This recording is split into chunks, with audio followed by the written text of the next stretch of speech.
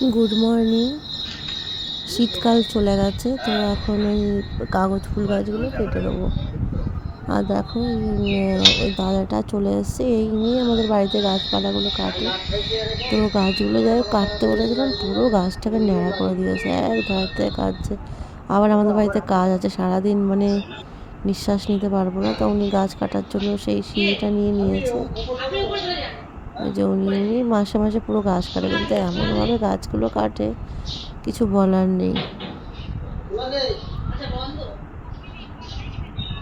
তো ওনাকেই বলি, কারণ বিশ্বস্ত লোক, উনি বললেই উনি চলে আসে।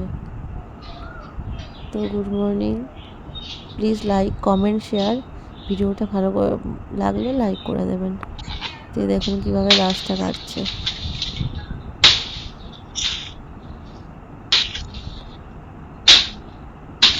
এটা আবার মানে গাছগুলো থাকলে প্রচুর পরিমাণে ভরে গেছিলো।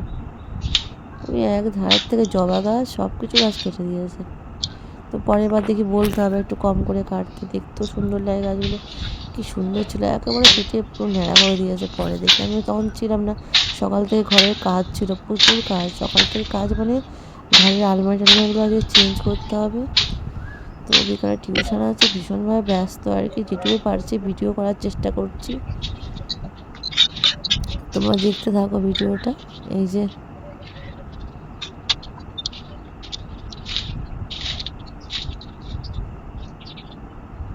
পরে জবা গাছগুলো কেটে দিয়েছে, কেটে দিয়ে ন্যাড়া করে রেখে দিয়েছে। উনি গাছ কাটলে ওনার পাশে থাকতে হয়, নাহলে এবারে 12টা বাজিয়ে দেয় গাছগুলো। তো তারপরে ছাদে চলে এসে ছাদটাও ধুয়ে দিয়েছে উনি, তা ছুটিও দিয়ে চলে গেছে, তখন আমি এসছি আর কি। ছাদটাতে বসে এত হাওয়া দিচ্ছে, এত সুন্দর লাগছে, এখন তো হাওয়া চলছে পুরো। তো তারপরে জামা কাপড়গুলো ধুয়ে দিয়েছিলাম, সেগুলো বেশি না 3-4টে এরকম নিয়ে চলে এসেছি। এসে তারপরে উপরে গাছগুলো কিছু কিছু শুকিয়ে গেছে।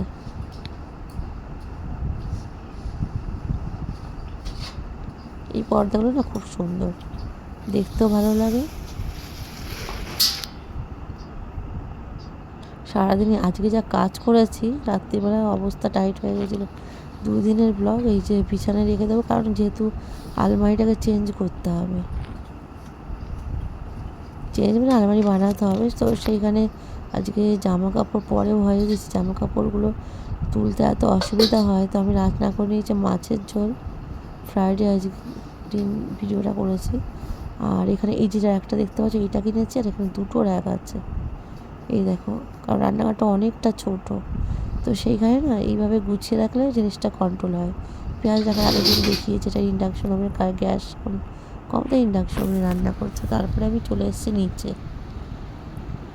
চলে আসছি কারণ টিউশন করতে এসেছি, দিদিমণি গান শেখে আমার কাছে। তারপর ওরা চলে গেছে, তারপরে ওরা বিকালে খাচ্ছিল আর কি। তো আমার এই অবস্থা দেখো, গাছে আলমারিগুলো করতে গিয়ে ডিশ ওয়াশারের এই যে সব গুছিয়ে রেখেছি, অন করে দেবো, তবে আলমারিটা ফাঁকা করে নেবো। সব গুছিয়ে রেখেছি, প্রচুর থালা বাসন। এটা হয়ে না আমার ভীষণ সুবিধা হয়েছে, কারণ থালা বাসনটা ধুতে হতে স্টিলের আর কাচের করে নিয়েছি, অনেক সুবিধা, একদম একটু গুছিয়ে রাখতে হয়, যখন ধুয়ে করে আসে পুরো নতুন হয়ে আসে, কাজের বই থেকে অনেক ভালো। এই টেবিলটা পরিষ্কার করে নিয়েছি, তারপরে রান্নাঘরেও এই যে সব থেকে সব গুছিয়ে নিয়ে যাবে, থালা বাসন ধুতে হবে। এই যে আমাদের বাড়ির সামনের মাঠটা, আমি জানি না ভিতরে অনেক নোংরা টোংরা থাকে, আর আমাদের বাড়ির সামনে গাছগুলো কেটে রেখেছে। এটা আমার সঙ্গীত শিক্ষা কেন্দ্রের ব্যানার, গান গান শেখানো হয়।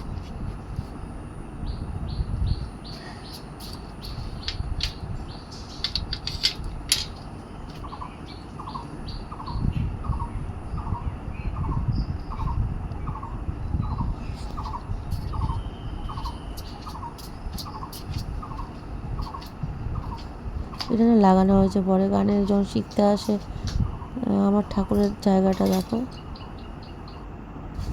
আর এটা আমার স্টুডেন্টের মায়েরা এসে বসে, এই মাছগুলো অনেক মাছ মরে গেছে, পরিষ্কার করতে অনেক অসুবিধা হয়, মাঝে মাঝে খেতেই দেওয়া হয় না, মনে থাকে না, উপরে কাজ করি।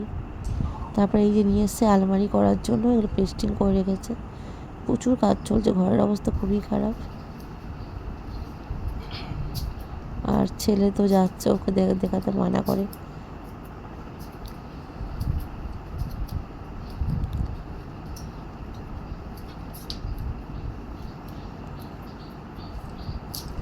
ওই ঘরে চলে বললাম যে চল আমার একটুখানি এটা করে দে, ওই গিটারটা খারাপ, স্ট্রিংটা লাগিয়ে দিল আর কি। তারপরে উপরে এসছে, একটু চা নিয়ে বসলাম, তারপরে তো খেতে দিয়েছিল, খেতে বসে গেছে দুপুর টাইমে। তারপরে এগুলো না ওরা ধুচ্ছে, এটা ধুয়ে দিয়েছি, কারণ দিয়ে দেবো, এটা সব ডিশ ওয়াশে ধোয়া হয়েছে এগুলো, তারপর থালা বাসন দুবার ধোয়া হয়ে গেছে। এই যে সব আমার পরিষ্কার করা শুরু করেছে বলে না, ওই যে আলমারি সমস্ত জামা কাপড় প্রচুর নামানো হয়েছে, আলমারিটাকে ফাঁকা করেছি। এখানটাতে পুরোটা আলমারি হবে। তারপরে বিকালে নিচের দিকে চলে এসেছি, স্টুডেন্ট এসছে, এটা তো আমি তোর সঙ্গে কথা বলতে চাই না, আর কাল যাবো বাড়ি। ঠিক আছে। ওর গল্পটা শোনো, বদমাস আমাকে পুরো দুষ্টুমি করে বলছে কথা বলবো না। তো তোমরা লাইক করো, কমেন্ট করো, আর পরের ব্লগের সঙ্গে দেখা হচ্ছে। Good night. বন্ধু বানা দেয় যে ফোটা সাত বাজিল কি হ্যাঁ সাত বাজিল কই, তারপরে গোপন সোনা বেশি না রে গোপন সোনার জাত কপালে কমিশনে চাক করে টিপ দিয়েছে পুষি হোক না বেড়াল, আচ্ছা নর্মালে বলা যায় না? বাজো হোক না বেড়াল, নেবে আবার গোপন সোনা তাতেই বড় খুশি। আরে ভাগ খুঁজি গড়িয়ে পড়, গড়িয়ে পড়। সে বটগাছ ছিল, সে বটগাছ ছিল, সে ওইখানে একটা ভূত বসেছে আর পেতনিও বসেছে। সেই ভূতটা মানুষের রক্ত খেয়েছে। তারপরে পেতনিটা দেখে ভূতকে মারতে রাখলো, সে ভূতটা পালিয়ে গেল কোথায় পালিয়ে গেল?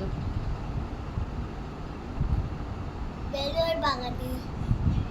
তাই? আর ওই দেখ তো জানলার পেছনে কি?